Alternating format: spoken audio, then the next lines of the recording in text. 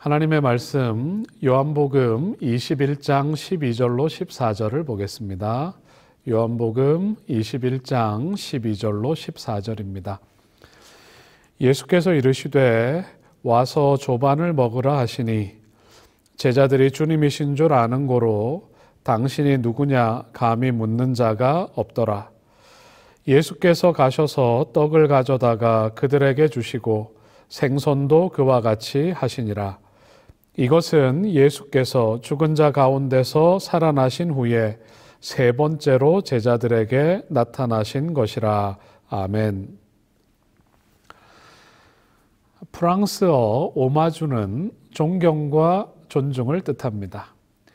예술과 문학에서 존경하는 작가와 작품의 영향을 받아서 그와 비슷한 작품을 창작하거나 원작을 그대로 표현하는 것을 오마주라고 부릅니다. 제자들이 예수님에게서 강렬한 인상을 받은 첫 장면은 누가복음 5장에 기록되어 있습니다. 그들이 이른 아침 갈릴리 호숫가에서 배와 그물을 손질하고 있을 때에 사람들이 예수님의 말씀을 들으려고 몰려왔습니다. 예수님은 밤새 고기를 잡으려고 했지만 잡지 못했던 시몬의 배에 오르셔서 말씀을 전하셨습니다. 후에 그들에게 깊은 곳으로 가서 그물을 내리라고 명령하십니다. 그물이 찢어질 정도로 고기가 잡히는 것을 본 시몬과 제자들은 예수님 발 앞에 무릎을 꿇으며 그분을 하나님의 아들로 고백하고 배와 그물을 버려두고 예수님을 따르게 됩니다. 훗날 제자들이 예수님을 추억할 때 그분과의 마지막 추억은 무엇으로 기억될까?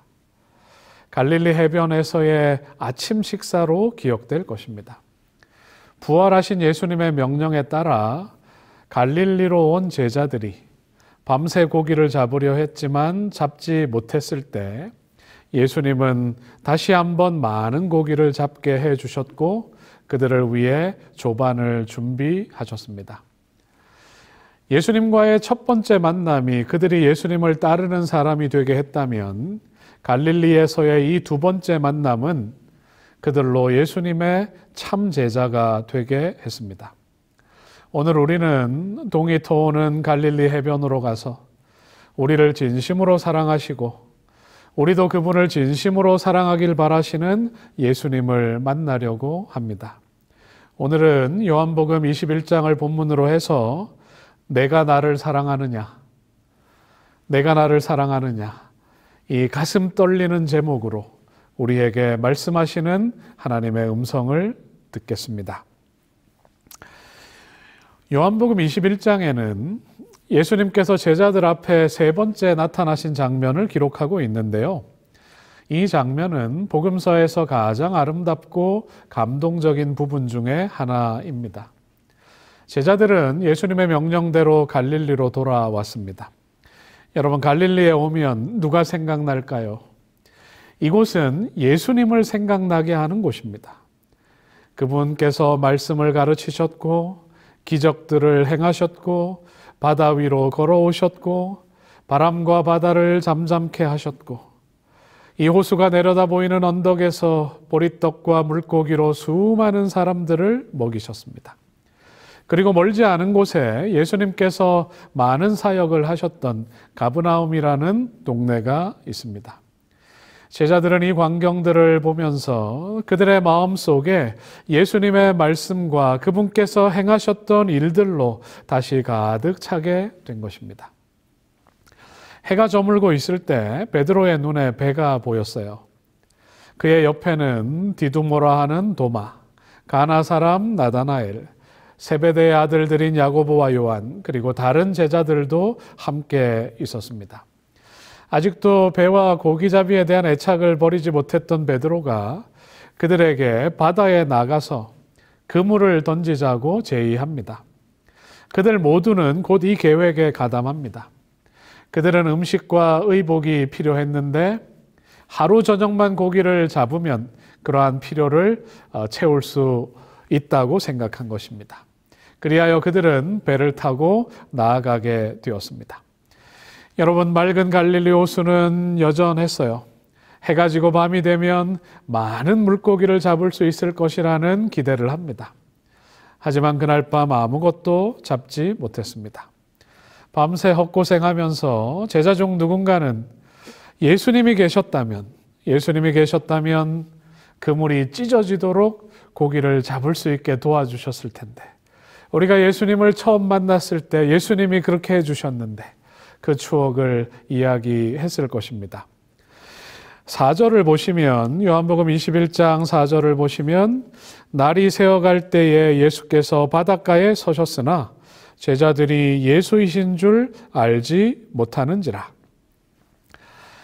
밤이 다 맞도록 이 모든 시간 동안 외로이 바닷가에 서서 그들을 지켜보는 한 사람이 있었습니다.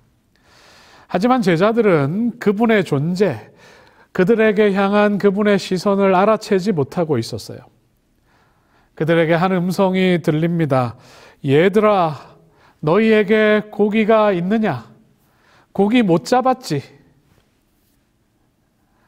얘들아라고 부르는 이 호칭은 어린이들에게, 나이를 많이 잡아도 성인이 되기 전 학생들을 얘들아라고 부릅니다. 우리말도 그렇지만 여기에 기록된 헬라어도 마찬가지입니다. 사랑스러운 내 아들아, 귀여운 내 딸아, 이럴 때 쓰는 말입니다. 나이가 들어도 혹은 늙어도 부모의 눈에는 사랑스러운 아이입니다. 훗날 요한은 요한일서 2장에서 초대교회 성도들을 향해서 권면할 때에 예수님께서 사용하신 이 말, 얘들아, 아이들아, 자녀들아, 이 말을 사용합니다. 오마주겠죠. 예수님께 배웠고 예수님을 생각하며 예수님이시라면 이렇게 말씀하셨을 거라고 요한은 생각했을 것입니다. 여러분, 주님의 음성이 들리시나요? 얘들아, 한 주일을 보내면서 힘들었지. 코로나의 파도는 점점 거세지고 경제에 대한 절망은 불투명하고 몸은 점점 불편한 곳이 늘어가고 일들은 계획대로 되지 않고 힘들었지. 사랑을 담아 부르시던 예수님의 음성이 오늘 동일하게 우리에게도 들리는 것입니다. 이르시되 그물을 배 오른편에 던지라. 그리하면 잡으리라. 시대소망 811쪽을 보면 이 명령에 대하여 이렇게 설명합니다. 그리고 예수께서 그들에게 배 오른편에 그물을 던지라고 명하신 데는 한 가지 목적이 있었다. 그 편 해변에 당신이 서 계셨다. 그것은 믿음의 편이었다. 만일 그들이 그분과 연결되어 힘써 일한다면, 즉 그분의 거룩한 능력에 저희 인간의 노력을 결합시킨다면 그들은 결코 실패하지 않고 성공할 수 있을 것이다. 여러분, 고기가 잡혔을까요? 배의 오른편에 그물을 던졌을 때에 그곳에 던졌더니 고기가 많아 그물을 들 수가 없을 정도로 많은 고기가 잡혔습니다. 그 장면을 보고 요한이 베드로에게 말합니다. 주님이시라, 주님이시라. 그들과 예수님의 거리는 100m 정도 되었습니다. 처음에는 알아볼 수 없었지만 그들이 예전에 경험했던 동일한 기적을 경험하면서 요한이 먼저 해변에 서 계신 분이 예수님이심을 깨달은 것입니다. 겉옷을 벗고 작업을 하던 베드로는 주님을 만나기 위해 예를 갖춥니다. 겉옷을 입고 급한 성미대로 그는 천천히 갈 수 없어서 물에 뛰어내려서 예수님께로 달려갑니다. 여러분, 오늘 교회로 오실 때에, 예배의 자리로 나아오실 때에 예수님을 향해 달려가던 베드로가 느꼈던 그 감격이 있으셨나요? 단정한 옷을 입고 예수님이 너무 만나고 싶어서 급한 마음으로, 설레는 마음으로 이곳으로 달려오셨나요? 이런 기쁨과 감격이 우리 속에 가득하길 주님의 이름으로 축복합니다. 믿음을 나타내고 예수님 계신 쪽으로 예수님과 연결된 삶을 사모하며 살아가는 우리 모두가 되길 소망합니다. 12절 말씀을 계속해서 좀 보겠습니다. 21장 12절, 예수께서 이르시되 와서 조반을 먹으라 하시니 제자들이 주님이신 줄 아는 고로 당신이 누구냐 감히 묻는 자가 없더라. 제자들은 무거운 그물을 끌고 육지로 옵니다. 그리고 그들은 예수님과 예수님의 부활 이후에 세 번째 만남을 갖습니다. 예수님은 숯불을 피워 생선을 구우시고 빵을 따뜻하게 데워 놓으셨습니다. 밤새 수고한 제자들에게 지금 가장 필요한 것들입니다. 베드로에게 잡은 생선을 좀 가져오라고 말씀하십니다. 그물에는 큰 물고기만 153마리가 있었습니다. 이렇게 많이 잡혔지만 그물은 찢어지지 않았습니다. 모든 것이 준비되었습니다. 예수님은 제자들에게 말씀하십니다. 와서 아침 먹어라. 여러분, 신조어 중에 국룰이라는 말이 있습니다. 한국 사람이라면 누구나 공감하고 그렇게 하는 것이란 의미입니다. 시골 할머니 댁에 가면 할머니는 평소에 먹는 밥 공기보다 큰 그릇에 밥을 가득 채워주시죠. 밥상에는 자녀들이, 손주들이 좋아할 만한 음식이 가득합니다. 할머니가 준 많은 밥을 겨우 다 먹고 나면 할머니가 반드시 하는 말이 있습니다. 뭘까요? 이건 국룰입니다. 더 먹어라. 할머니 배불러요. 그것 갖고 되겠니? 더 먹어. 가족을 향한 어머니의 사랑은 밥상에 담겨 있습니다. 많이 먹어라, 더 먹어. 이 말은 사랑한다는 표현입니다. 내가 너를 너무 사랑한다는 표현입니다. 이 땅에 오신 예수님은 하루 종일 지쳐서 배고픈 사람들을 그냥 돌려보내지 않으셨습니다. 먹여서 보내셨습니다. 아픈 자녀, 조금 모자라는 자녀, 힘들어하는 자녀를 보면 가슴이 아프고 뭐라도 더 해주고 싶은 어머니처럼 예수님은 공생의 기간 내내 아프고 힘들어하는 사람들을 볼 때마다 불쌍히 여기시고 긍휼히 여기셨습니다. 잘못한 사람이라 할지라도 나무라지 않으시고 용서하시고 고쳐주시고 감싸주셨습니다. 너무너무 사랑하는 마음을 행동으로 보여주신 것입니다. 와서 조반 먹어라. 매일매일 예수님은 오늘도 우리에게 이 말씀을 하십니다. 육의 양식뿐 아니라 우리는 떡으로만 살 것이 아니라 하나님의 입으로 나오는 모든 말씀으로 사는 사람들입니다. 우리가 아침에 일어나서 잠시 기도하고 성경을 펼치면, 기도력을 펼치면 예수님은 우리를 위해서 든든한 조반을 준비하시고 하루를 살아갈 영적인 양식을 준비해 놓으셨지만 먹지 않고 나가서 하루 종일 힘없이, 기쁨 없이, 감화력 없이 힘들게 살아가는 우리를 보며 안타까워 하십니다.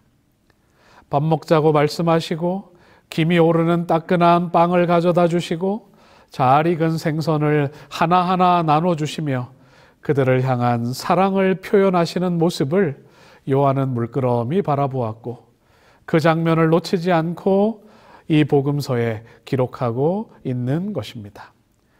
밥은 먹고 다니냐? 여러분, 아침은 먹고 사시겠습니까?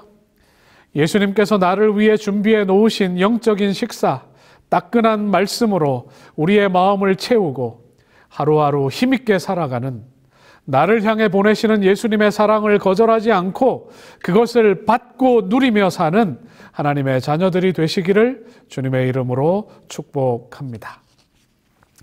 자, 장면이 어떻게 진행되는지 15절부터 있는 말씀을 좀 더 보겠습니다. 요한복음 21장 15절. 그들이 조반 먹은 후에 예수께서 시몬 베드로에게 이르시되 요한의 아들 시몬아, 내가 이 사람들보다 나를 더 사랑하느냐 하시니 이르되 주님 그러하나이다. 내가 주님을 사랑하는 줄 주님께서 아시나이다. 이르시되 내 어린 양을 먹이라 하시고 아멘. 따뜻한 모닥불가에서 예수님께서 직접 만들어주신 빵과 생선을 제자들은 함께 먹었습니다. 식사 후에 예수님은 베드로를 따로 부르셨어요. 베드로와 풀어야 할 일이 있습니다. 베드로는 예수님께 너무 죄송해서 눈도 마주치지 못하고 있었습니다. 예수님께서 피워놓으신 숯불을 보면서 예수님께서 신문 받으실 때 새벽 시간 숯불의 온기에 추위를 피하다가 예수님을 부인하던 장면이 떠올랐습니다. 요한의 아들 시몬아, 내가 이 사람들보다 나를 더 사랑하느냐? 베드로는 예수님께서 붙잡히시기 전에 모두 주를 버린다고 해도 자신은 버리지 않겠다고, 자신은 예수님을 이 사람들보다 더 사랑한다고 고백했었습니다. 이 말을 할 때 그의 말은 진심이었을까요? 진심이었을 것입니다. 하지만 그가 알지 못했던 것은 자신의 연약함이었습니다. 진심은 그렇다 할지라도 시련의 순간에 그 말에 책임질 수 있는 믿음과 용기가 부족했습니다. 예수님은 완성되지 않은 무쇠와 같은 베드로를 당신의 뜨거운 사랑으로 다시 단련하시고 재련하셨습니다. 내가 감정이 아니라 원칙에 지배되는 진실한 마음으로 나를 사랑하느냐?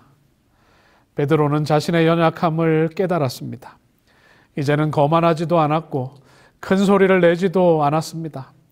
예수님 당신께서 기대하시는 그 위대한 사랑을 다 알지 못하지만 누가 뭐래도 예수님 당신을 진심으로 사랑합니다. 말로 다 표현할 수 없어도 예수님을 향한 저의 마음을 아시지 않습니까?